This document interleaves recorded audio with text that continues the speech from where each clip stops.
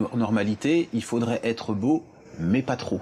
Quand je cherchais du travail, j'ai été victime, et je le sentais très bien, de délits de faciès par rapport au patron, au futur patron que je voulais avoir, à mon futur employeur, parce qu'effectivement, il trouvait ça louche, tout simplement, qu'un beau gosse tel que moi vienne effectivement le voir comme ça. Et c'est valable aussi dans mes relations avec les filles.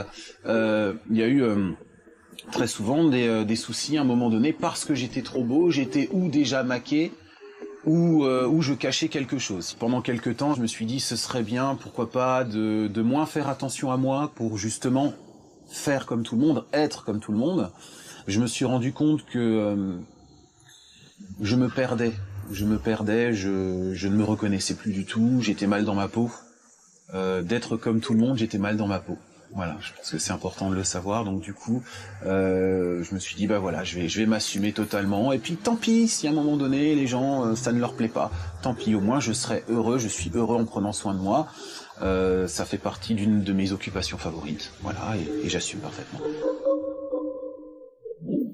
Dans quelques instants, vous verrez que l'ego de David va être mis à mal. D'apparence, je le trouve bien efféminé quand même. Et il est pas du tout beau, hein. Elle n'a pas l'habitude de voir quelqu'un qui prend aussi bien soin de lui, et de ce fait, ça la choque. David, qui est totalement narcissique, arrivera-t-il à être moins centré sur lui-même pour s'ouvrir enfin aux autres? À Boulogne, dans la région parisienne, on retrouve notre trop beau David. Comme tous les jours, David ne déjeune pas avec ses collègues, il préfère rentrer chez lui pour s'occuper de lui. S'occuper de lui est une vraie obsession.